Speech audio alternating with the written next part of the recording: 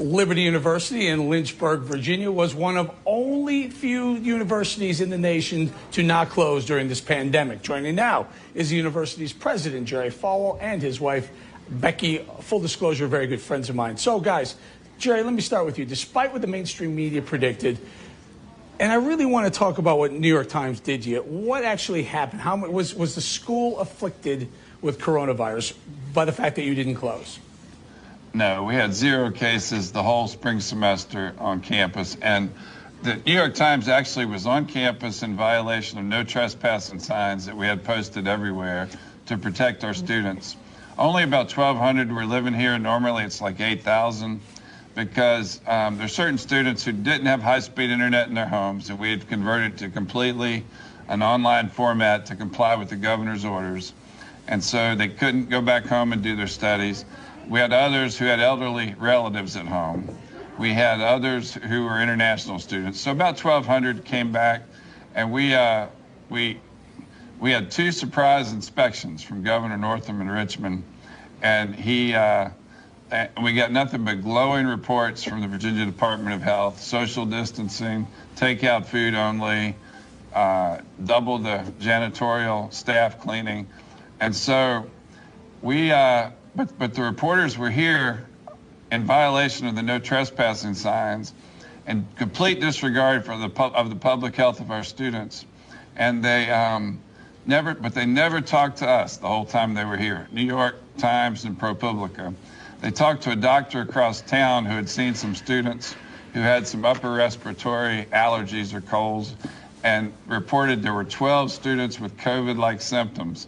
Well, that doctor told them to talk to the on-campus doctor at the clinic on campus, and they refused. They didn't do it. They never contacted her, Dr. Thomas. Right. So but on Sunday, following their visit here, we got calls from the New York Times around noon.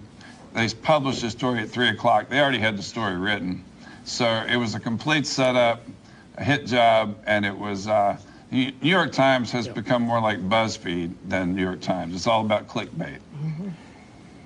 So, Becki, I want to talk a little bit about what President Trump did this week. He demanded that places of worship reopen. He said he was going to go to bat for places of worship. What does that mean to you? That means a lot. Like Jerry had retweeted, somebody said previously this week, how come we can go to Walmart and we can't go to church on Sundays? And Jerry said, why don't we go to Walmart and have church services? Because they think that's important. And for a lot of people, going to their place of worship is as important as getting groceries because it feeds their inner soul. And so I think what President Trump did by going out and opening the churches, I think that'll help a lot of people's attitude and their heart. And I just can't understand how we've all just kind of sat back and let the government take advantage of this coronavirus, which is terrible, but taking our rights away. And that's just unfathomable to me. I just can't imagine us just sitting down and letting our rights be taken away. And especially the churches, our places of worship. Sure. And I got about a minute or so, you guys. Jerry first and then Becki. Get a little tight here. Keep it tight. Tell us what you want to say to Governor Northam, who's kind of demanding you wear a mask, Jerry. Here we are 3 months in. I just tweeted today.